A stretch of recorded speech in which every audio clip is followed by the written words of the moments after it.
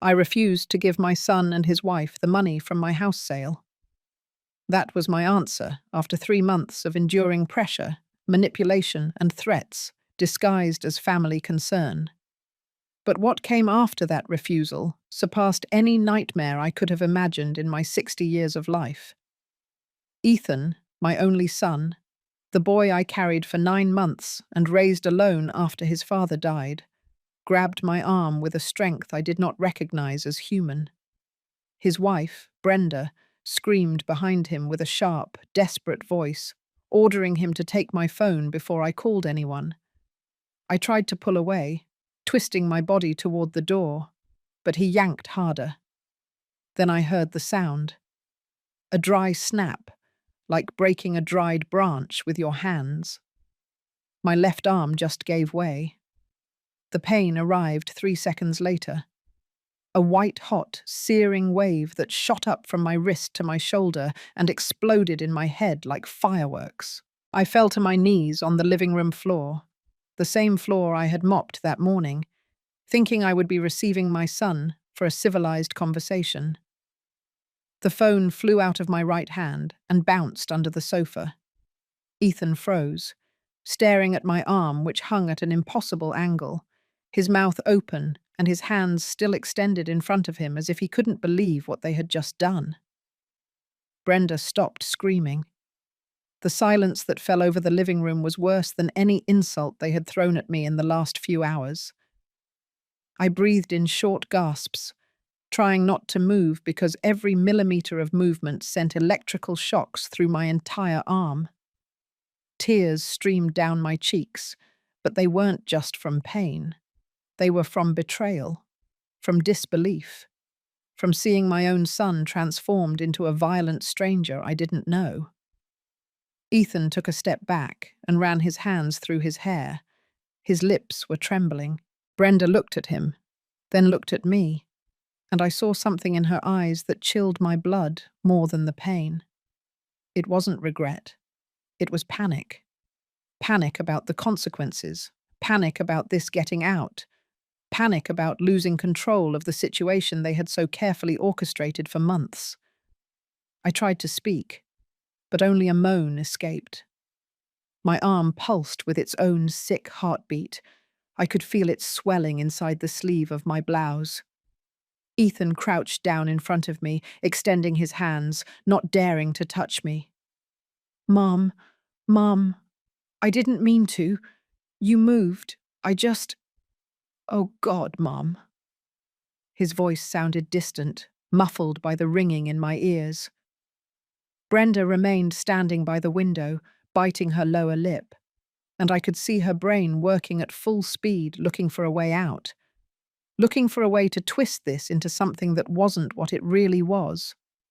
A son breaking his elderly mother's arm because she refused to hand over $180,000. 20 minutes later, they were both kneeling in front of me in the emergency room of the hospital, begging for forgiveness between sobs, while a nurse prepared the X-ray room and a young, unfriendly-looking doctor quietly asked me if I wanted him to call the police. Brenda cried with a drama that would have won awards on Broadway, clinging to my good hand, begging me to understand that it had been an accident. Ethan couldn't even look me in the eye. He trembled like a frightened child, muttering apologies that sounded hollow and late. But it was already too late for apologies. It was already too late for crocodile tears and empty promises. Something had broken in that room besides my bone. Something that had been cracking for months, ever since the day I told them about the sale of my house. From the moment they saw that money not as the fruit of their mother's 40 years of work, but as a solution to their financial problems, as something that belonged to them by right of blood. While I waited to be taken for X-rays, with my arm immobilized in a temporary sling and a dose of pain medication running through my veins, my mind began to process. I couldn't understand how I had gotten here, how the sweet routine of my quiet life had turned into this nightmare, how the son I raised with so much sacrifice now looked at me with eyes full of fear and desperation, not for my pain, but for the consequences he would face. The nurse approached with a clipboard in her hands and asked if I had anyone else to call. Someone I trusted, someone who could be with me. I nodded weakly and whispered a name. Olivia Peterson, my neighbour, my friend. The only person in this world who had warned me this could happen. The only one who saw what I refused to see for so long. Brenda tried to protest when the nurse dialed the number. She said they would stay with me, that they were my family, that no one else was necessary. But the doctor interrupted her with a firm, professional voice, explaining that since the patient had suffered a severe fracture during a domestic altercation, hospital protocol required the presence of an independent witness. Brenda's face crumpled. Ethan closed his eyes as if he wanted to disappear. Olivia arrived 40 minutes later, her hair still wet from the shower, and an expression of contained fury that would have scared anyone. She hugged me carefully, avoiding my injured arm, and whispered in my ear with a trembling voice that everything was going to be all right, that she was here, that I was no longer alone. Then she turned to Ethan and Brenda with a look that could have melted steel. "Get out of here, now!" Ethan opened his mouth to protest, but Olivia raised a hand. "I called Leo Miller. He's on his way. If you're still here when he arrives, I promise you won't leave this hospital without handcuffs on your wrists." The lawyer's name fell upon them like a bucket of ice water. Brenda paled. Ethan swallowed hard. They exchanged a quick look, one of those silent communications that couples who have been together for years have, and then Brenda took Ethan by the arm and dragged him toward the exit. Before crossing the door, my son turned one last time. His eyes were red and swollen. He opened his mouth as if to say something, but no sound came out. He simply lowered his head and disappeared down the hall. Olivia sat next to me on the gurney and took my good hand in hers. She didn't say anything. Words weren't needed at that moment. Just her presence was enough.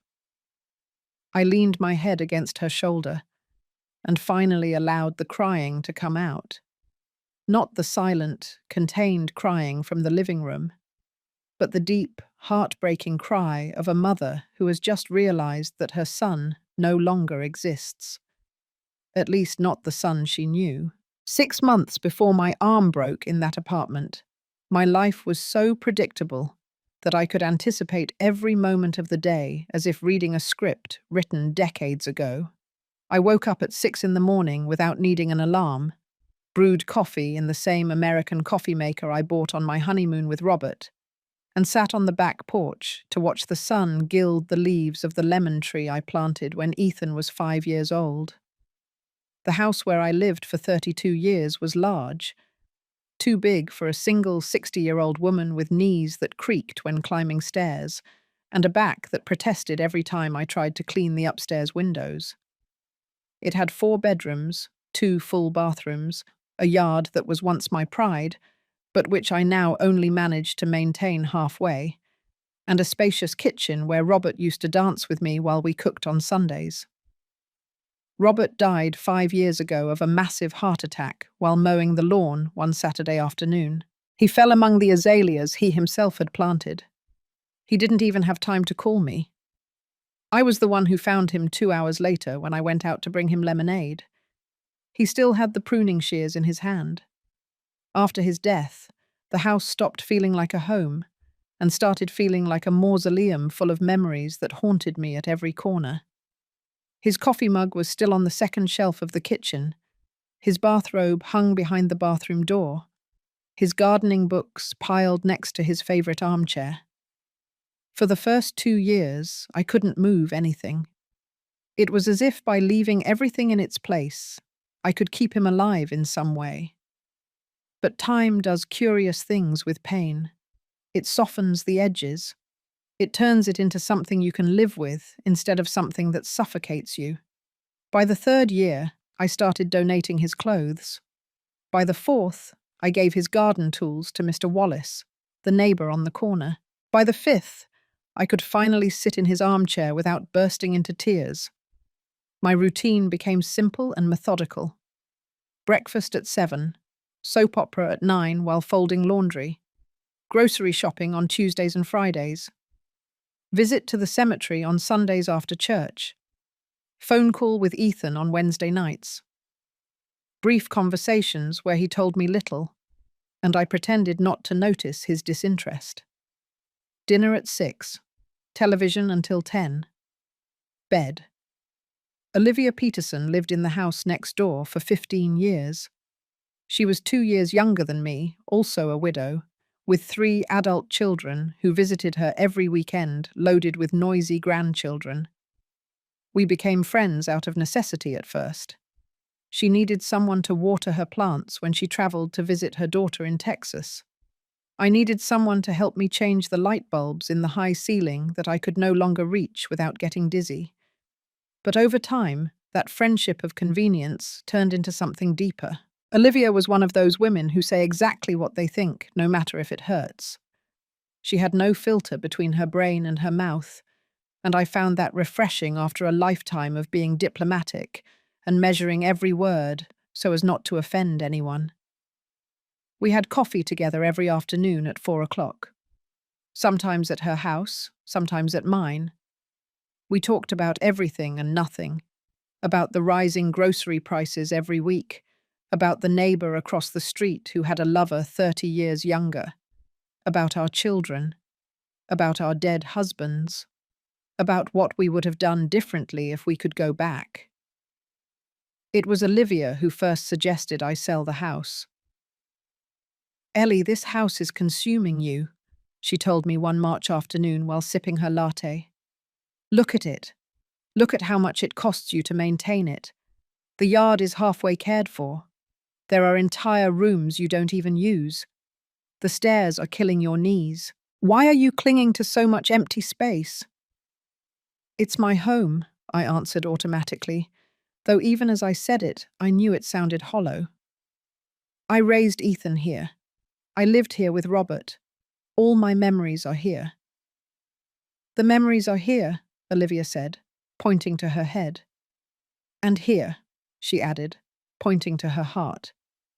"You don't need 30-year-old walls to keep them. What you need is a place that is yours, something manageable, something where you can live instead of just survive."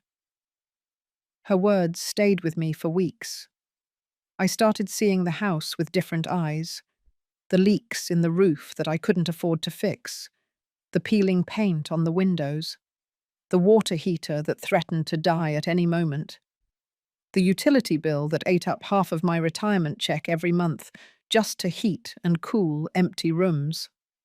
One April morning, I woke up with a strange clarity. I looked around my bedroom, that enormous room with the closet full of Robert's clothes that I never finished donating, and I knew Olivia was right.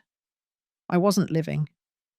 I was being the custodian of a museum dedicated to a life that no longer existed. I called a real estate agency that same week. An efficient young woman named Sarah Jenkins came to evaluate the property. She walked through every room with a tablet in her hands, taking notes and photos, making positive comments about the high ceilings and the privileged location just 3 blocks from the town park. "Mrs. Foster, this property is in a highly sought-after area," she explained while we had tea in the kitchen. "With the size of the lot and the solid construction, I'm sure we can get an excellent price. I'd say between $170,000 and $200,000, depending on how fast you want to sell." The number left me breathless. When Robert and I bought this house 3 decades ago, we paid $45,000 and thought we were making the deal of our lives. Now it was worth 4 times more. It was more money than I had ever had in my hands, more money than I ever imagined having. "And what would you do with that money?" Sarah asked me with a kind smile. "Do you have plans?" The truth is, I hadn't thought beyond the sale itself. But in that moment, sitting in my kitchen with this young professional looking at me with expectation, I began to dream. A small apartment in a building with an elevator, No stairs to climb, no yard to maintain. Something cozy and modern and with large windows and lots of light. And with the remaining money, well, I could live comfortably the rest of my days without worrying about every cent. I want something simpler, I finally told her. Something that is just for me. Sarah smiled as if she understood exactly what I meant. We put the house on the market 2 weeks later. The response was immediate. 3 families came to see it the first weekend. By Monday, I already had 2 offers on the table. By Wednesday, I had accepted an offer of $182,000 from a young couple with 2 children who fell in love with the yard and the lemon tree. That's when I called Ethan to tell him the news. It was a Wednesday night, our usual weekly call. He sounded distracted as always, responding with one-word answers while I told him about my week. But when I mentioned that I had sold the house, the tone of his voice changed completely. You sold the house? The house where I grew up? Yes, son. It's too big for me alone. I can't keep it up anymore. And why didn't you consult me first? It's my house too. All my childhood memories are there. His reaction surprised me. Ethan hadn't set foot in this house in more than a year. He didn't even come to visit me for Thanksgiving. But now, suddenly, he was full of nostalgia and hurt feelings. Ethan, honey, you have your own life, your own home. This house is consuming me, and I need something more manageable. There was a long silence on the other end of the line. Then I heard a female voice in the background. Brenda. I couldn't make out what she was saying, but the tone was urgent.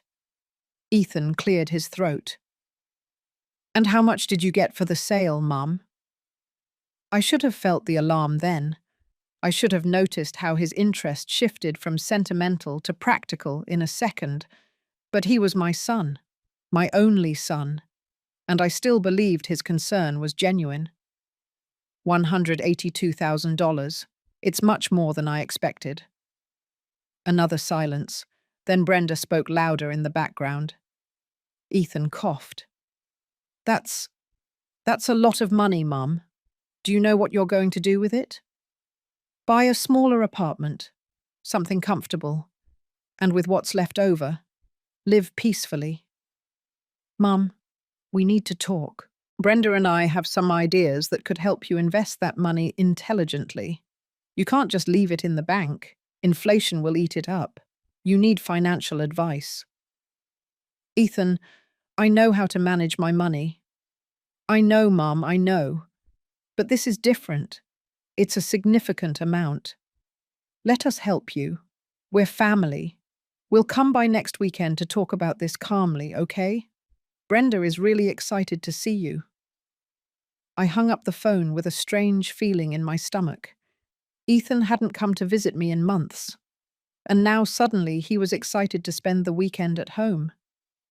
Brenda, who barely spoke to me at family gatherings, was excited to see me. Olivia, who had heard my side of the conversation from her chair on the porch, looked at me with her eyebrows raised. Here comes the trouble, she simply said. Don't be dramatic, I replied, though a part of me knew she was right. The following Saturday, Ethan and Brenda arrived at 10 o'clock in the morning. I had spent all Friday morning cleaning the house from top to bottom, preparing the guest room that hadn't been used since last Thanksgiving, and cooking my son's favourite dishes. I made his beef pot roast with potatoes that he loved as a child. I prepared rice pilaf. I baked a lemon meringue pie. The kitchen smelled like home and family. When I heard the car pull up in front of the house, I felt a genuine excitement.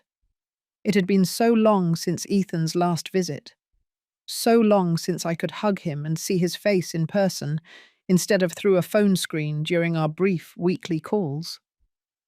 I went out to the porch, wiping my hands on my apron, smiling like a fool.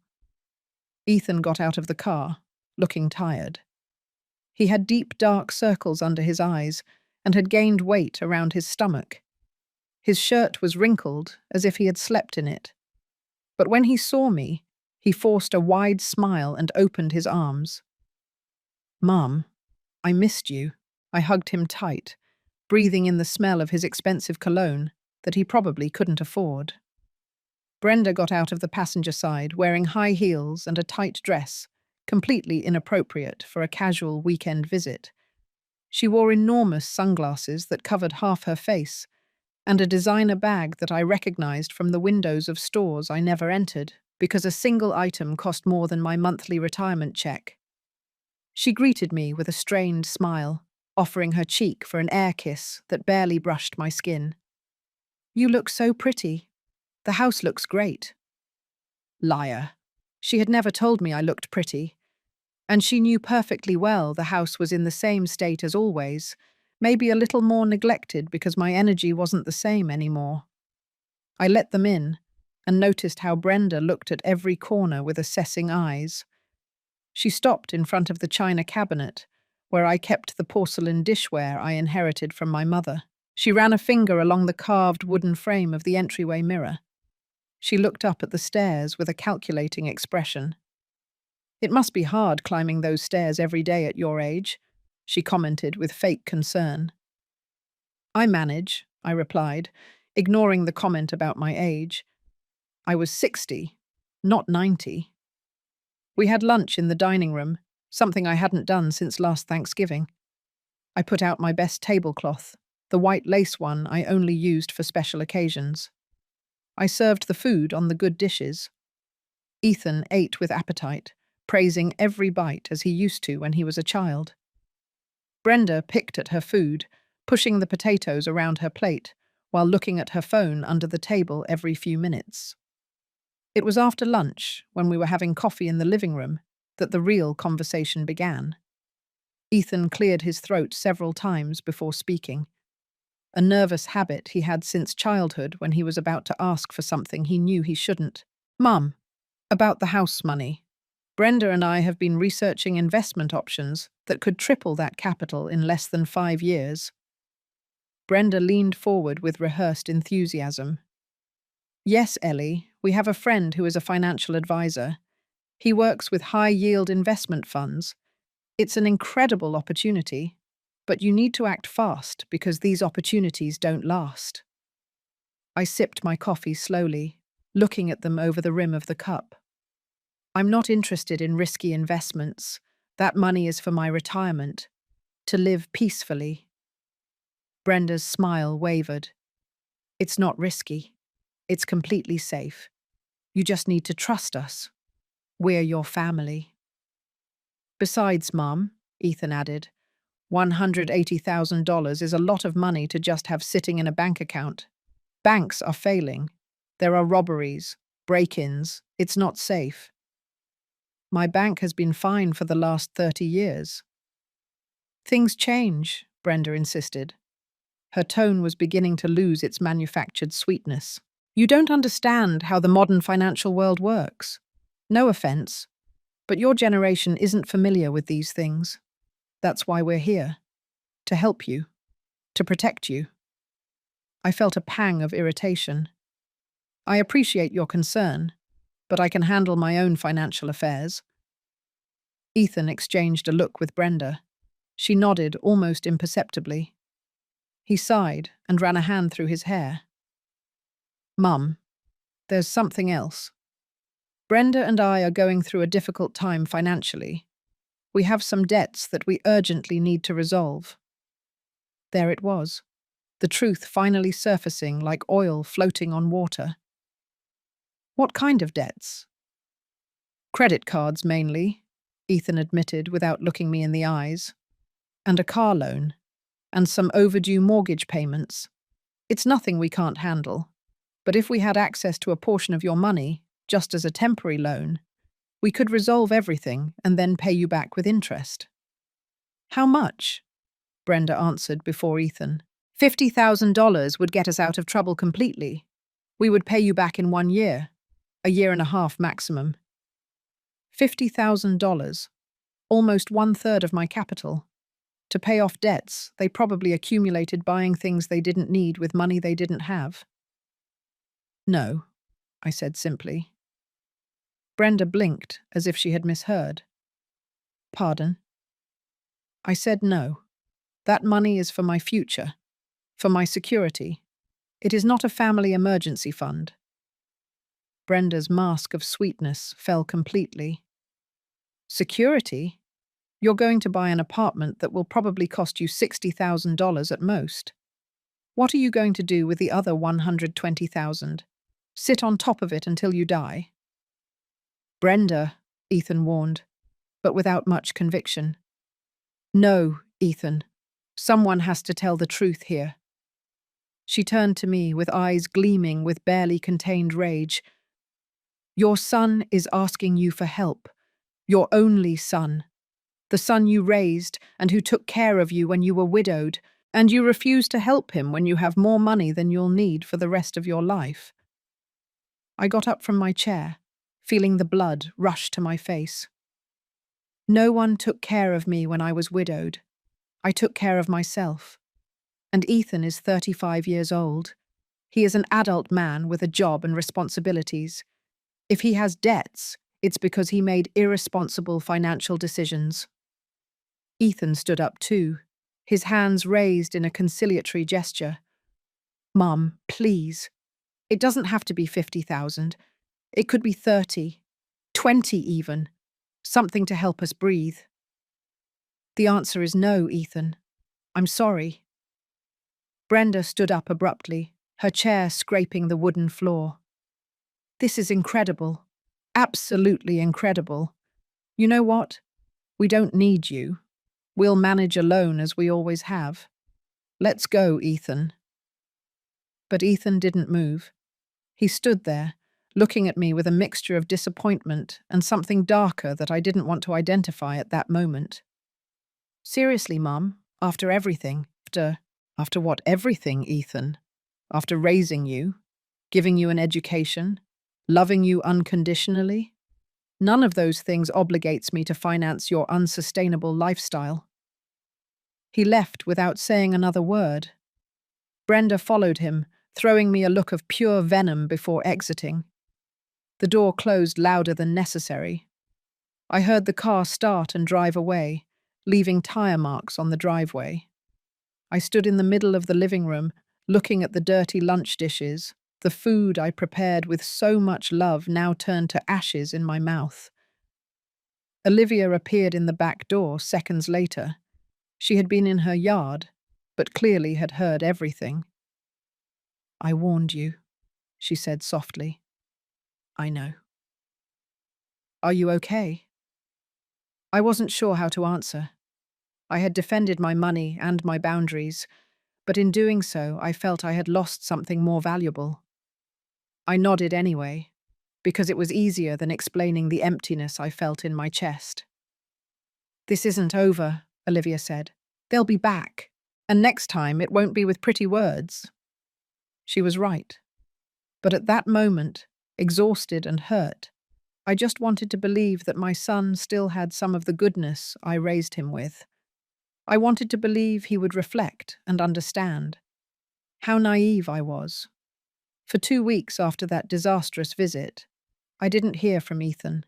No call, no text message, not even on our usual Wednesday. The silence was deafening and ate at me inside in ways I didn't want to admit.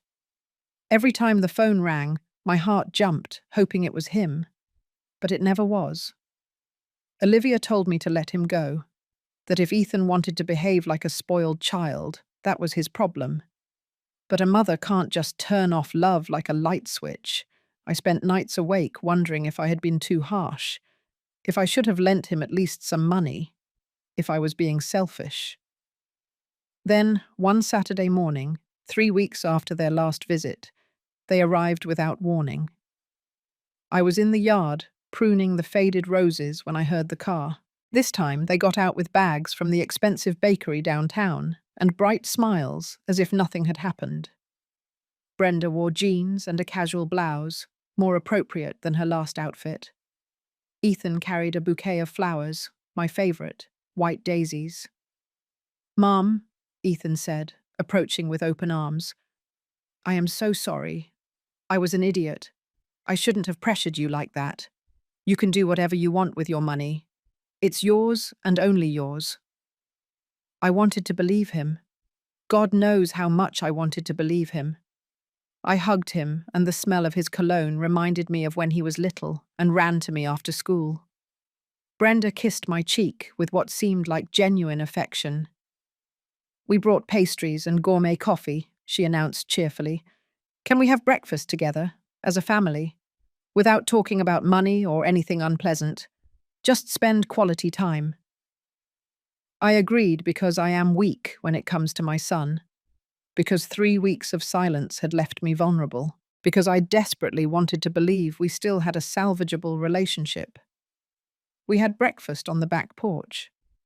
Brenda talked about her job at a clothing boutique. Ethan told funny stories about his office colleagues. They asked me about my apartment search and seemed genuinely interested when I showed them photos of a place I had seen the week before. A small 2-bedroom apartment in a building with an elevator, near the market, and only 10 minutes from Olivia's house. It looks perfect for you, Mum, Ethan said sincerely. You're going to look great there. It was a pleasant morning, almost normal. I allowed myself to relax and enjoy their company. After breakfast, Brenda offered to help me wash the dishes, while Ethan checked a leak in the upstairs bathroom that I had casually mentioned. Ellie, Brenda began while drying a plate. Her voice was soft, almost shy. I want to apologize for how I behaved last time. I was stressed about our problems and took it out on you. It wasn't right. It's forgotten, I replied, though it wasn't completely true. It's just, sometimes I worry so much about Ethan. He works so hard and it never seems to be enough. And I work too, but the money just disappears. The rent, the car, the utilities, the food. Everything is so expensive now. There was something in her tone that made me drop my guard. She sounded tired, genuinely overwhelmed, not like the calculating woman from 3 weeks ago. I understand things are tough, I said, but you have to learn to live within your means. I know, you're right. She dried another plate in silence before continuing. Can I ask you something? No pressure, just curiosity. You already know exactly how much you're going to spend on the new apartment. I should have seen the trap. I should have remained silent. But I had lowered my defenses, and she sounded so innocent. The one I like costs $65,000, with closing costs and moving, probably $70,000 in total. Then you'd have over $100,000 left, Brenda calculated, as if she were just doing casual math.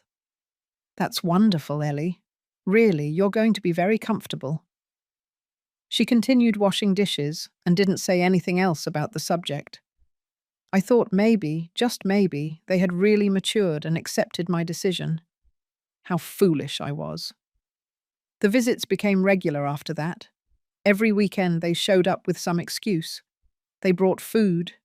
They helped with house chores.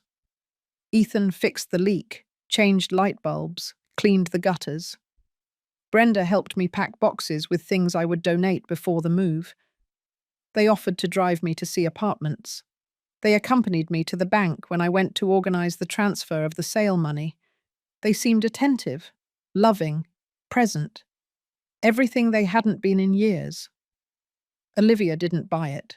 They're planning something, she warned me every time she saw them arrive. No one changes like that all of a sudden, especially not after showing their true colors so clearly. Maybe they matured, I argued. Maybe they realized their attitude was wrong. Or maybe they're waiting for the perfect moment to strike again. I didn't want to listen to her. I wanted to enjoy having my son back. I wanted to believe in second chances and redemption. It was during one of those visits, one Sunday afternoon while organizing documents in my home office, that Brenda brought up the topic again. but this time with a different approach. Ellie, have you thought about making a will? You know, to make sure everything is in order. The question took me by surprise. I have a basic will I made years ago. Everything goes to Ethan anyway. He's my only child. Sure, Brenda nodded. But with so much money now, maybe you should update it. And also think about a power of attorney, just in case something happens to you and you can't make decisions for yourself. It's just a precaution. Power of attorney. Yes, you give someone you trust the legal authority to handle your affairs if you become incapacitated. It's standard for people your age, just to be prepared. I don't plan on becoming incapacitated soon, I said with an uncomfortable laugh. No one plans anything. That's why it's important to be prepared. Brenda pulled some papers out of her bag. In fact, I brought some forms. They're generic, nothing official yet. But we could fill them out together and then take them to a notary, just so you have everything in order before the move. I took the papers and looked at them with distrust. They were general power of attorney forms. Why do you carry this with you? Because I worry about you, she answered without missing a beat. And because I know these things are easy to put off until it's too late. I need to think about it. Of course, no rush. Keep them and review them when you have time. That night, after they left, I showed the papers to Olivia. She read them with a frown, flipping through each page with growing alarm. Ellie, these forms would give whoever you designate total control over your finances. They could move your money, sell your property, make medical decisions. Everything. It's just in case something happens to me. And who do you think they expect you to name? Me. Olivia put the papers down on the table. They are going to pressure you to put Ethan, and the moment you sign this, your money stops being yours. I can't live distrusting my own son. It's not about distrust. It's about protection. Ethan already showed he's willing to manipulate you for money. Brenda is orchestrating all of this. Don't you see it? The constant visits, the help, the false repentance. It's all to gain your trust again. So you drop your guard enough to sign something that gives them access to your money. I wanted to tell her she was exaggerating, that she was seeing conspiracies where there was only genuine family concern. But something in my stomach was twisting uncomfortably, because deep down, a part of me knew Olivia was right. I hid the forms at the bottom of a drawer and decided not to mention them again. But Brenda didn't forget. In every subsequent visit, she found subtle ways to bring up the subject. Have you thought about the documents? Do you want me to go with you to the notary? It would be so easy to resolve it in one afternoon. The pressure was constant, but disguised as loving concern. And every time I refused or changed the subject, I saw a flicker of frustration in her eyes that disappeared as quickly as it appeared. The trap was closing, and I, foolish me, kept pretending I didn't see it. The sale of my house was finalized on a rainy Tuesday in June. I signed the last papers at the notary's office, while the young couple who bought my home smiled excitedly across the table. They had 2 small children who ran around the waiting room, full of energy and plans for the yard where my Ethan once played. I wished them luck and tried not to feel the weight of 32 years of memories leaving my hands with every signature. The money was transferred to my bank account that same afternoon. $182,000. It was the largest amount I had ever seen under my name. I sat in the car outside the bank for 20 minutes, looking at the transfer receipt on my phone, feeling a strange mix of relief and terror. I was free. I was vulnerable. I was powerful. I was a target. I didn't tell Ethan the money was already in my account. Something stopped me. Maybe it was intuition.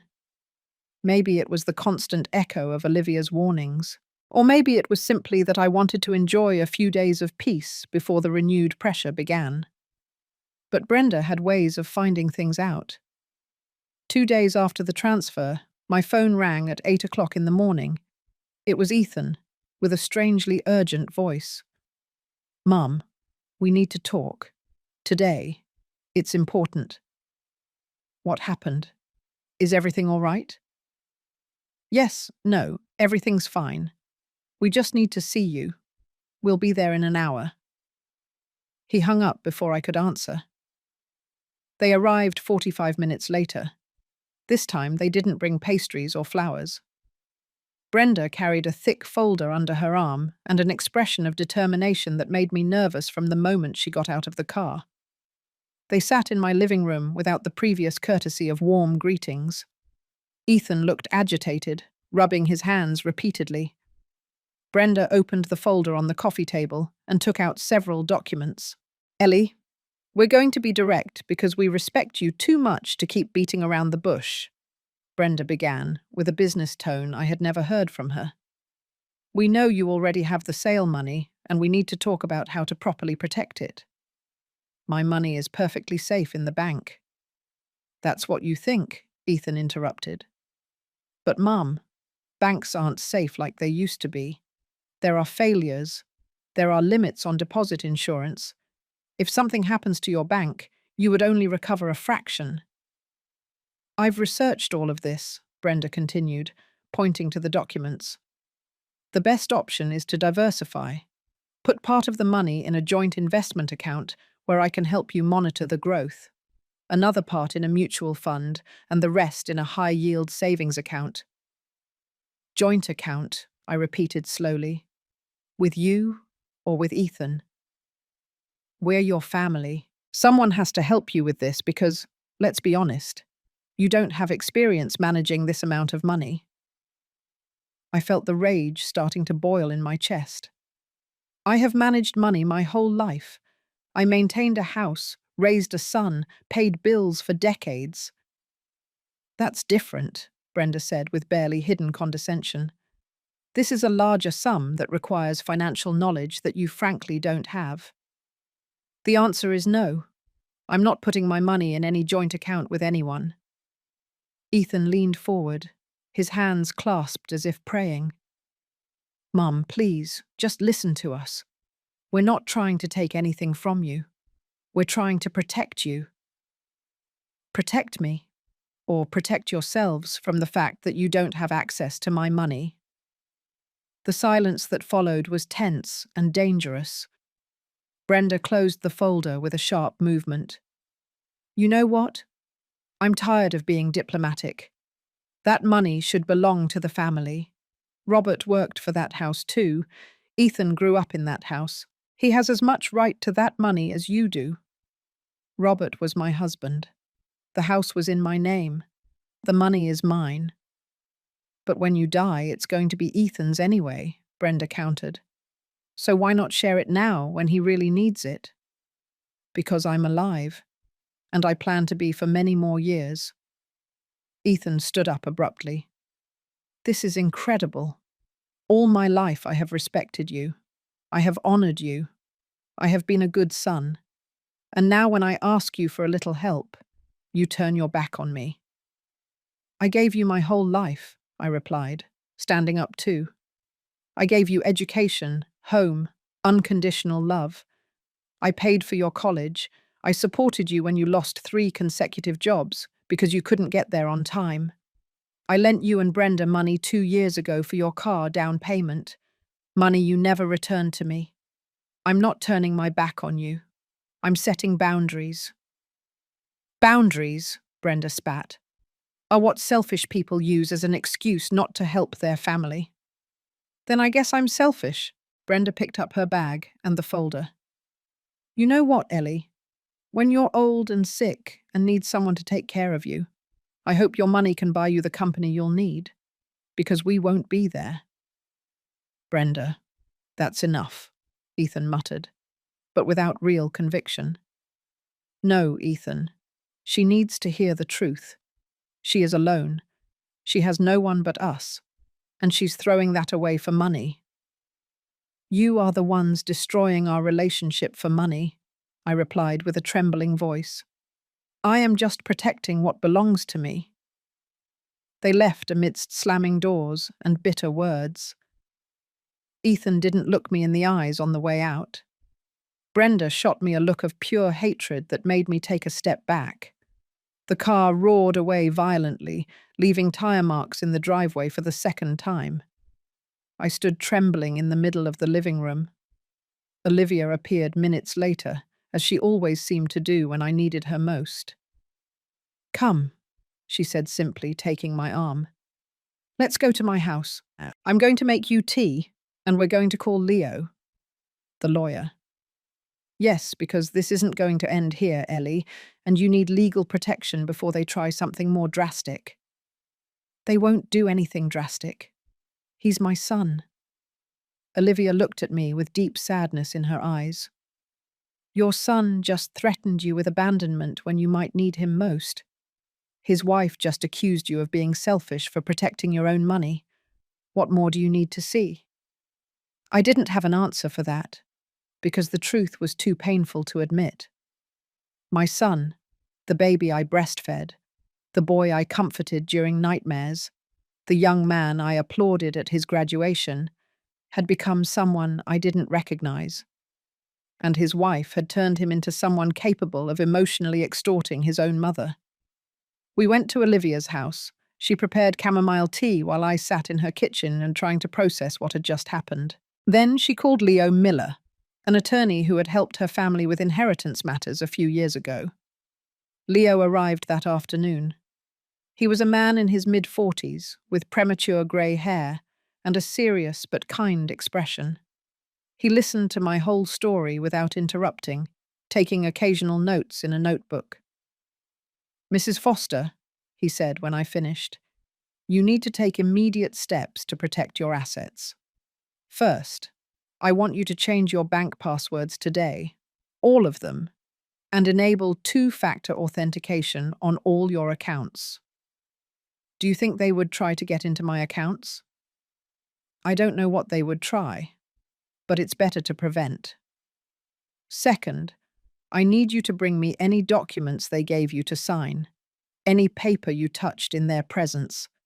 I need to review them. Only the power of attorney forms that I never signed. Bring them. Sometimes people forge signatures. It's more common than you think, especially in cases of family financial abuse. The word abuse hit me like a slap. That was what was happening. Abuse. From my own son. Third, Leo continued, I am going to draft clear documents establishing that your money is exclusively yours and that no one has the right or access to it. We are also going to create an updated will that leaves everything in order according to your real wishes, not what others expect. And finally, I am going to give you my personal number. If they pressure you again, if they threaten you again, if you feel danger in any way, call me immediately. Danger? Ethan would never physically hurt me.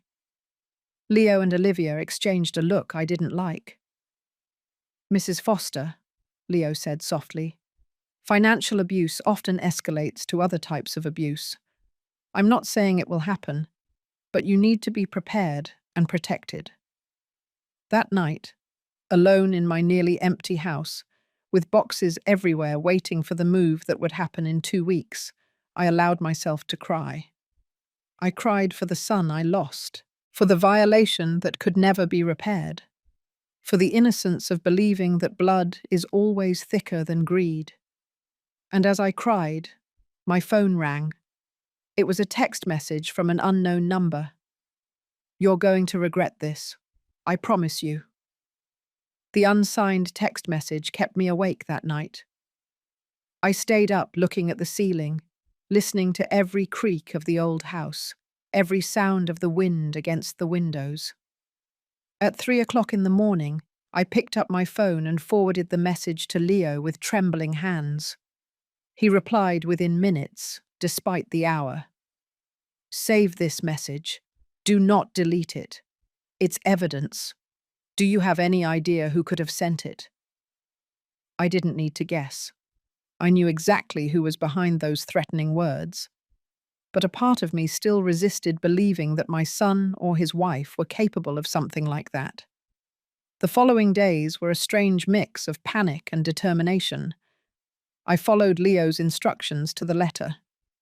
I changed all my passwords. I activated alerts on my bank account for any transaction greater than $100. Leo reviewed the power of attorney forms Brenda had given me and confirmed they were legitimate, but that had I signed them, it would have given total control over my finances to whoever I designated. These documents are dangerous in the wrong hands, he explained while reviewing them in his office. Did they ever mention wanting you to sign them with Ethan as the agent? Brenda insinuated it several times. She said it was normal, that it was for my own protection. Leo shook his head. There is nothing normal about this. These are classic financial manipulation tactics. First, they gain your trust with visits and help. Then they start planting seeds of doubt about your ability to handle your own affairs. Finally, they pressure you to sign documents that give them legal control. We drafted a new will where I left everything clearly established. A portion for Ethan, yes, because he was still my son, but also donations to charities and a considerable amount for Olivia for years of genuine friendship.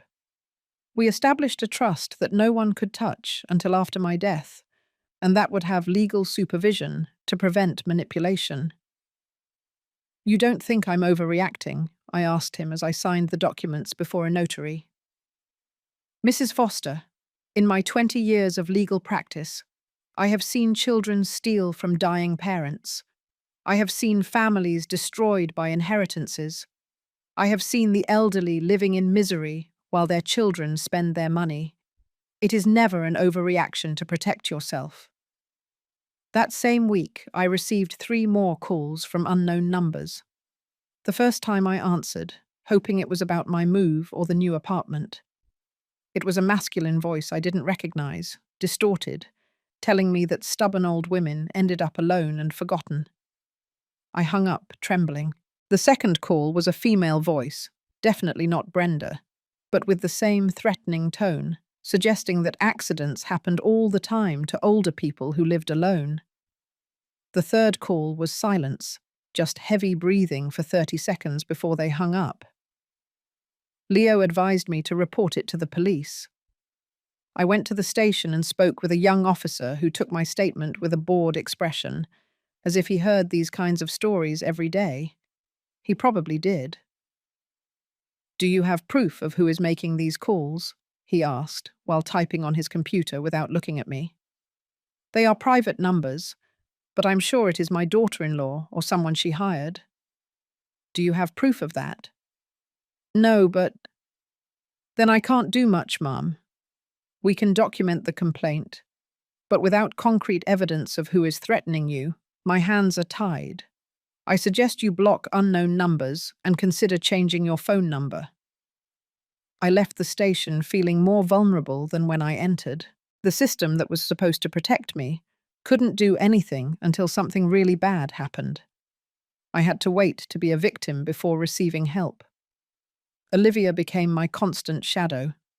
She insisted on staying with me during the nights, bringing an inflatable mattress that she put in my living room.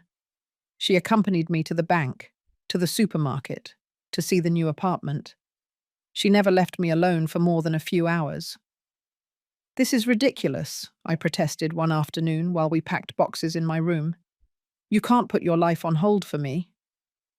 "My life is exactly where it needs to be, taking care of my friend.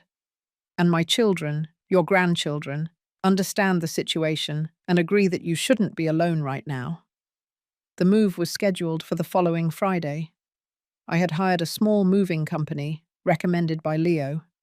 2 trustworthy men who started loading my belongings early in the morning. Seeing my furniture leave through the door was more painful than I anticipated. Each piece carried memories.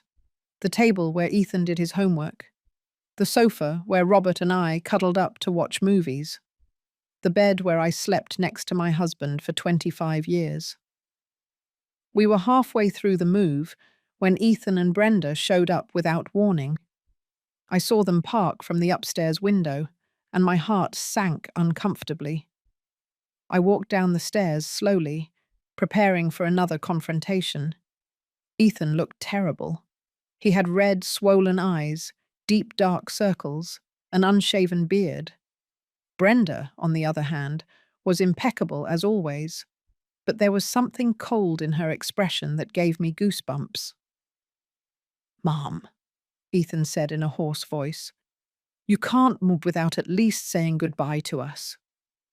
"I didn't know you wanted to say goodbye after your last message." "What message?" he asked, genuinely confused or acting very well. "The threatening message. You're going to regret this." Ethan vehemently shook his head. "I didn't send you any message, Mum, I swear. I have no idea what you're talking about." I looked at Brenda. She held my gaze without blinking, defiant. That's when I knew with certainty that it had been her, but I couldn't prove it. "Look," Brenda said with an exaggerated sigh, "we came to make peace. Ethan has been devastated these weeks. He barely eats. He barely sleeps. You're killing him, Ellie." "I'm not killing him. He's doing this to himself." "You're his mother. You have the power to fix this." "Fix it how? By giving you my money?" Ethan approached, his hands extended in a plea. "We don't want all your money, Mum. We just need help. We are about to lose the car. The bank threatened us with foreclosure. Brenda could lose her job because she can't get there without the car. Everything is falling apart." I felt a pang of pain in my chest. It was my son, vulnerable and desperate in front of me. All my maternal instincts screamed at me to help him, to fix his pain as I used to do when he was a child. But then I remembered Leo's words. Financial abuse works because they appeal to your maternal love. They fabricate crises. They create urgency. They pressure you to make emotional decisions instead of rational ones. "How much do you owe?" I asked, hating myself for asking. Brenda's eyes shone with barely hidden triumph. "Between the car and the overdue mortgage, $38,000 would put us completely back on track." $38,000? More than most people earned in a year. More than half of what I plan to live on for the next few years. "No," I said, though the word hurt me physically. "I can't give you that amount." "You can't, or you don't want to?" Brenda asked with venom in her voice. "Both things. That money is for my future, for my security. It's not a rescue fund for your financial mistakes." Ethan dropped his hands to his sides. Something changed in his expression. The plea transformed into something darker. "You know what, Mum? You're right. It's your money. Do what you want with it. But don't expect me to keep acting like your son when you clearly aren't acting like my mother. Being your mother doesn't mean destroying my own life to save yours. It means being there when your family needs you. It means sacrifice, something you apparently no longer understand." Brenda took Ethan's arm. "Let's go, honey. We wasted our time coming here. Your mother has made it clear where her priorities are."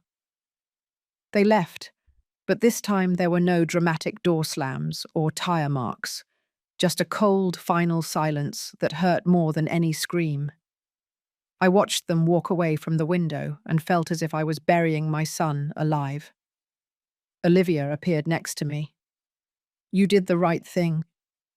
"Then why does it feel so bad?" "Because true love hurts. But protecting yourself isn't wrong, Ellie. It's never wrong." The move was completed without further incident. That night, I slept in my new apartment for the first time, surrounded by unopened boxes, in a bed that still smelled new, in a place where no memories haunted me. I should have felt relieved, free. Instead, I felt lonelier than ever in my life. 3 weeks passed in my new apartment. 3 weeks of absolute silence from Ethan. 3 weeks where I tried to convince myself that I had done the right thing, that setting boundaries was healthy, that protecting my future was not selfishness. Olivia came every day, sometimes just for coffee, other times to help me organize. Leo called every couple of days to check that everything was all right. I was adjusting to my new routine. The apartment was perfect for me. Compact, manageable, bright. From the living room window, I could see the park where children played in the afternoons. No stairs to climb, no yard to maintain, no empty rooms full of ghosts of the past. But peace doesn't last long when there are people determined to destroy it. It was a Thursday afternoon, around 5 o'clock. I had been to the supermarket and had just arrived with my shopping bags when I heard the intercom. The doorman, Mr. Johnson, informed me that my son was downstairs asking to come up. My heart raced. Part of me wanted to tell him not to let him in, but he was my son, and I still held a foolish hope that he had come to truly reconcile. "Let him up," I finally said. I opened the door and saw them step out of the elevator, Ethan and Brenda. But this time there were no false smiles or gifts of peace. Ethan had his jaw clenched and his fists closed at his sides. Brenda carried her large bag hanging from her shoulder and an expression of cold determination that made me instinctively step back. "We need to talk," Ethan said without even greeting me. "Inside. Now." Something in his tone alerted me. It was different. Desperate, but also dangerous. I should have closed the door. I should have called security. But maternal instinct is stupid and powerful, so I let them in. They closed the door behind them. Brenda locked it. That small gesture chilled my blood. "What are you doing?" "What we should have done weeks ago," Brenda replied, taking some papers out of her bag. "You are going to sign these documents that give us access to your bank account, and you are going to transfer $50,000 to our account today. You're crazy if you think I'm going to do that." "You're not understanding," Ethan said, his voice trembling with contained emotion. "It's not a request, Mom. It's a demand. We need that money. They're going to take our house. They're going to take the car. Brenda is pregnant, and we don't have money for the doctor. We are sinking, and you sit here in your nice apartment with over $100,000 that you don't need." "Pregnant?" The news took me by surprise, but I immediately suspected. "How long?" "That doesn't matter," Brenda interrupted. "What matters is that you are going to help your family, or you are going to face the consequences." "You're threatening me." "We are giving you a chance to do the right thing," Ethan said, moving closer. "Sign the papers, make the transfer, and we can all move on as a family." My phone was in the kitchen, a few feet away. I started moving toward it, but Brenda stepped in my way. "Where do you think you're going?" "I need my phone. I'm calling Leo." "You're not calling anyone," Brenda spat. "That meddling lawyer has been filling your head with garbage, making you believe we're the bad guys when we only want the best for you. Get out of my apartment. Now." "Or what?" Brenda challenged, crossing her arms. "Are you going to call the police? Are you going to have your own son arrested?" Ethan ran his hands through his hair, pacing like a caged animal. "Mum, please, just sign the papers. It doesn't have to be like this." "I'm not signing anything, and if you don't leave this moment, yes, I am going to call the police." I moved quickly toward the kitchen, but Ethan was faster. He grabbed my arm, not forcefully yet, just stopping me. "Mum, wait. Reason with us." "Let go of me, Ethan." "Not until you listen." I tried to break free, but his grip tightened. Panic began to climb my throat. This was my son. But in his eyes, I saw something I had never seen before. Savage desperation. The look of a man on the edge of a cliff, willing to drag others down with him in his fall. "Ethan, you're hurting me." "Just sign the damn papers," he shouted, shaking me. "Sign and this ends." Brenda appeared with the documents and a pen. "Make it easy, Ellie. For all of us." "No." The word came out with more force than I felt. Brenda let out a sound of frustration and yelled at Ethan. "Then take her cell phone. We can't let her call anyone." Panic turned into terror when I saw Ethan look toward the kitchen where my phone was on the counter. I saw the calculation in his eyes, the decision forming. "Ethan, no," I pleaded. "Don't do this. We can still fix this. We can talk." But it was too late. He had crossed an invisible line in his mind. Brenda had won. Desperation had won. He dragged me toward the kitchen while I tried to resist. I managed to grab the door frame, but he pulled harder. "Let go of me," I screamed, hoping someone in the building would hear. Brenda ran and snatched my phone from the counter. "I got it. Now control her." Ethan shoved me against the wall, not violently but firmly, holding me there while Brenda put my phone in her bag. I gasped, my heart beating so fast I thought it would burst out of my chest. This wasn't my son. It couldn't be. The boy I raised would never be capable of this. "Brenda, give me the papers," Ethan ordered, his voice now mechanical, as if he were following a script. "We're going to do this civilly."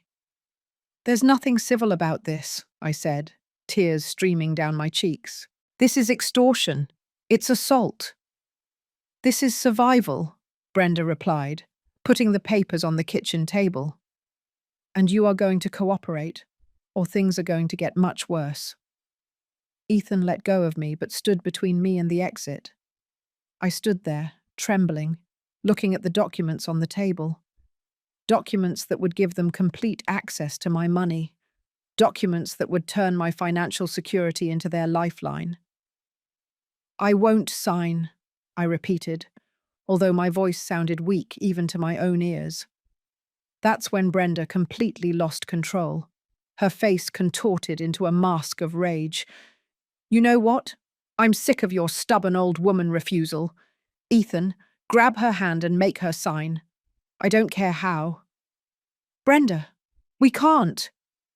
"Do it," she screamed, "or we leave here with nothing and all of this will have been for nothing. Is that what you want? To lose the house? To live on the street? To lose your son?" I saw the exact moment Ethan made his decision. I saw the last spark of decency in his eyes go out. He approached me with renewed determination and extended his hand.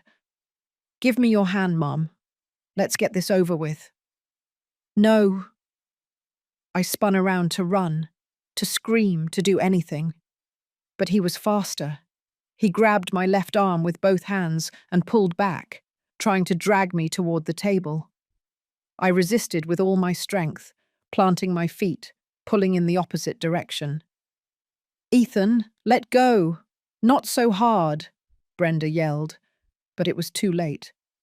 There was a moment of maximum resistance, me pulling one way, him pulling the other, and then the world turned into white, blinding pain. I heard the snap before I felt it, a dry, horrible sound that shouldn't come from a human body. My arm gave way at an impossible angle, and the pain hit me like a freight train. I screamed. A scream that came from the deepest part of my being, a scream of physical pain, but also of absolute betrayal. I fell to my knees as my arm hung uselessly at my side, the pain throbbing in waves that blurred my vision. Ethan let go of me as if I had burned him. He stood there, looking at his own hands in horror.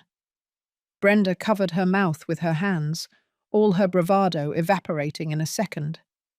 The silence that fell over the apartment was deafening. I could only hear my own ragged breathing, my involuntary groans of pain. The world had shrunk to my broken arm and the horrified face of my son. Mum, Ethan whispered. Oh God, Mum, I didn't mean to. You moved, I just… But his words sounded distant, muffled by the ringing in my ears and the fog of pain. I was broken. My own son had broken me. And as I fell further onto the cold floor of my new kitchen, I knew something else had broken too, something that could never be repaired. The pain was so intense that at times my vision completely darkened. I stayed there on the kitchen floor, holding my arm against my chest, while Ethan and Brenda looked at each other with growing panic on their faces. It wasn't regret I saw. It was fear, pure fear of the consequences. We have to take her to the hospital, Brenda said with a sharp voice. Now, before someone hears something. Ethan crouched down next to me, extending his hands, but not daring to touch me. Mum, we're going to take you to the hospital. Everything's going to be fine. It was an accident. You understand it was an accident, right? I didn't answer. I couldn't. Each breath sent new waves of agony through my arm. Hot tears streamed down my cheeks as I tried not to move, because every millimeter of movement was torture. Brenda took my phone out of her bag and stared at it, calculating. We can't call an ambulance. They'll ask too many questions. We'll take her. And what are we going to say? Ethan asked, his voice rising in pitch. How are we going to explain this? We'll say she fell, that she tripped over a moving box, that we were helping her and she fell on her own. What they didn't know, what they couldn't know, was that I had prepared a safety plan with Olivia days before. A simple but effective plan. Every time Ethan and Brenda came to visit me, I sent Olivia a text message with a key word. If she didn't receive another message from me saying everything was all right within 1 hour, she had instructions to call the police. More than an hour had already passed. Ethan tried to help me up, but I screamed in pain when he accidentally moved my arm. I'm sorry, he repeated like a broken mantra. He finally managed to get me standing by holding me on my good side. My legs barely supported me. The shock was starting to set in, making everything feel unreal and distant. Brenda opened the apartment door and looked down the hall. It's clear. Come on, quick. They dragged me toward the elevator. In my mind, clouded by pain, I knew I shouldn't go with them. I knew that once they got me out of the building, they could completely control the narrative. But I had no strength to resist. My body was on autopilot, simply trying to survive the pain. The elevator doors opened just as we arrived. And there was Mr. Johnson, the building's doorman, an older man with a grey moustache who always greeted me with a smile. His smile froze when he saw me. Mrs. Foster, what happened? She's fine. She fell, Brenda replied quickly. We're taking her to the hospital. Mr. Johnson looked me directly in the eyes. I saw that he didn't believe her. I saw how he evaluated the situation, my arm hanging at that horrible angle, the tears on my face, the tension in Ethan and Brenda's bodies. Maybe I should call an ambulance, he suggested, pulling his radio from his belt. It's not necessary, Ethan insisted. Our car is right here. It will be faster, but Mr. Johnson was already speaking into his radio, asking for emergency services to be called. Brenda muttered a curse under her breath. Ethan started sweating visibly. Then we heard the sirens. It wasn't an ambulance, it was police patrol cars. 2 of them pulled up in front of the building with their lights flashing. Olivia had kept her word. I watched Brenda's face turn from panic to absolute despair. Ethan closed his eyes as if he wanted to disappear. Mr. Johnson held his position between us and the exit, perfectly understanding what he was witnessing. 4 officers entered the lobby with their hands near their weapons, assessing the situation quickly. A female officer approached me directly. "Ma'am, you need help." I nodded, unable to speak due to pain and emotion. She looked at my arm and her expression hardened. She signaled to her partner, who immediately called a real ambulance. "Who are you two?" the larger officer asked, looking at Ethan and Brenda. "I'm her son," Ethan replied with a trembling voice. "She fell. We were going to take her to the hospital." "She fell?" the female officer repeated, looking at me. "Ma'am, is that true?" This was the moment where I could protect my son one last time, where I could follow the pattern of a lifetime of putting his needs before mine, where I could lie and allow this nightmare to continue. Or I could tell the truth. I looked at Ethan. His eyes silently pleaded with me. "Please, Mom. Please don't say anything. Protect me like you always have. Save me from the consequences of my actions." "No," I said with a broken but clear voice. "I didn't fall. He pulled my arm and broke it." Ethan let out a choked sound, something between a sob and a gasp.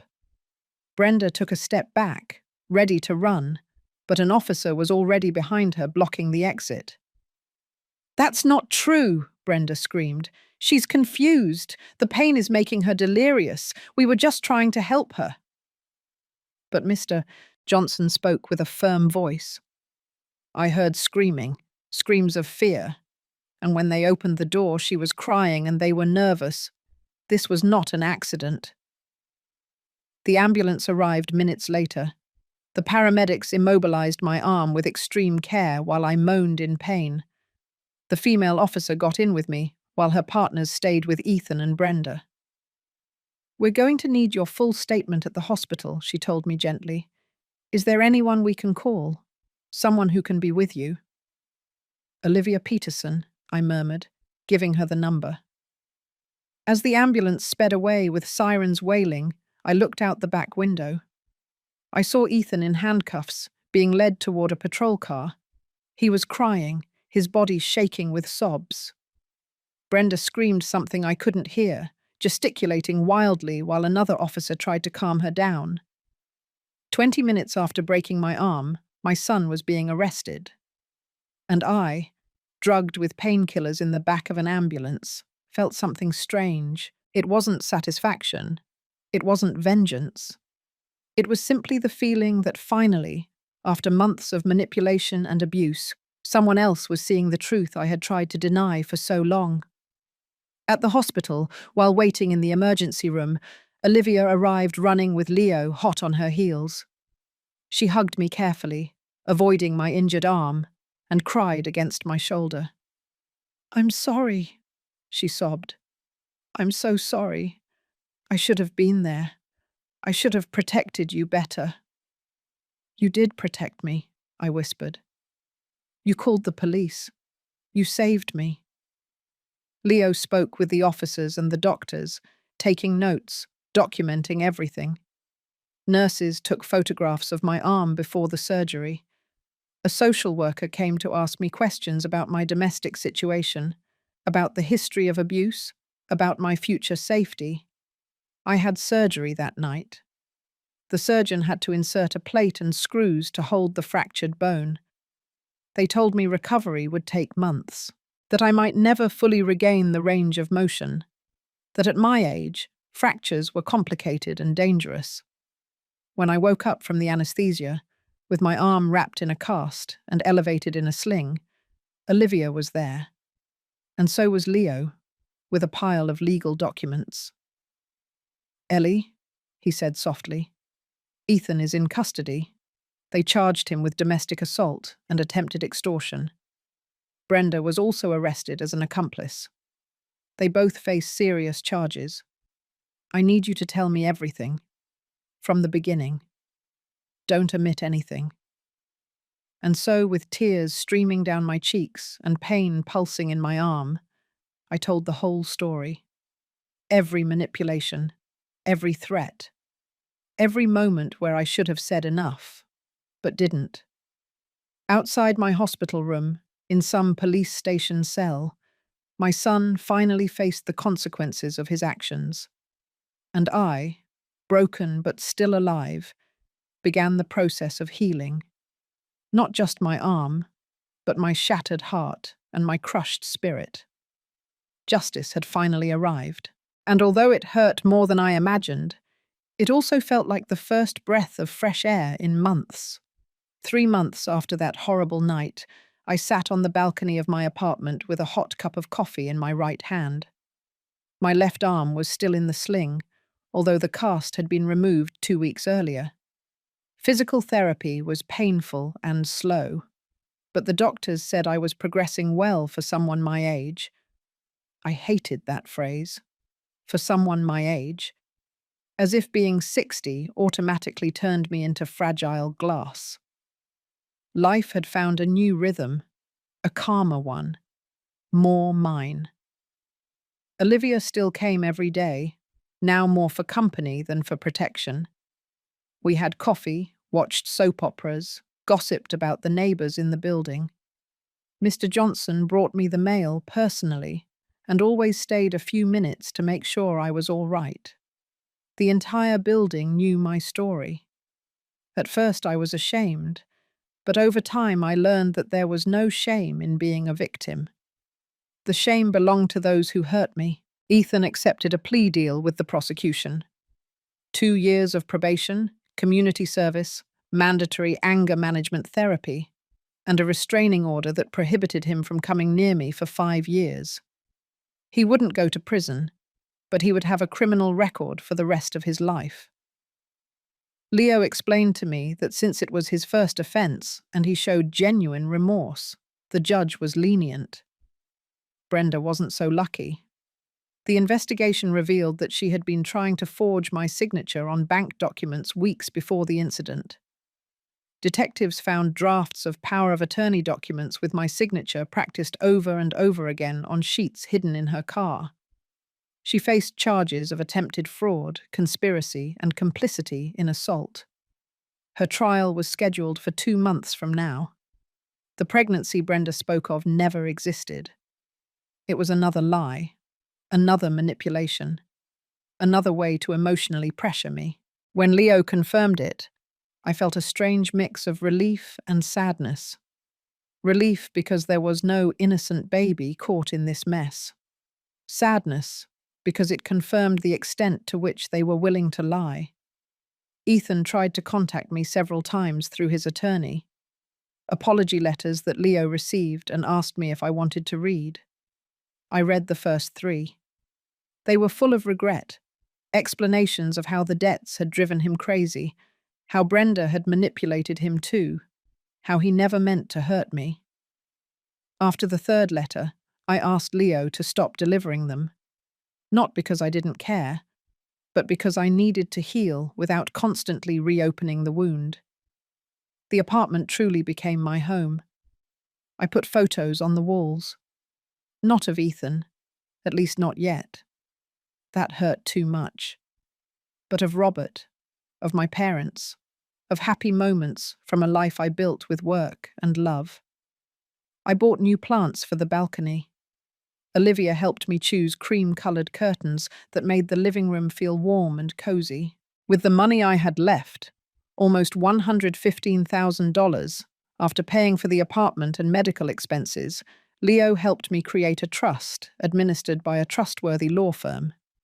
A monthly amount was deposited into my account for my expenses. The rest was protected, conservatively invested, secured for my future. No one could touch it. Not even me, without the approval of the trust administrator. I updated my will too. A smaller portion for Ethan, because despite everything he was still my son, and I couldn't completely erase that maternal love that had defined my life for decades. But the greater part would go to charitable organizations that helped the elderly victims of family financial abuse. I wanted my money to serve to protect other women like me, so they wouldn't be alone when their own families turned against them. Olivia had introduced me to a support group for victims of family abuse. We met every Tuesday afternoon at the community center. Listening to the stories of other women, some with situations even worse than mine, helped me process what I had lived through. I learned that I wasn't alone, that financial abuse of the elderly by their children was more common than anyone wanted to admit. That shame and maternal love kept many women silent while they were stripped of everything.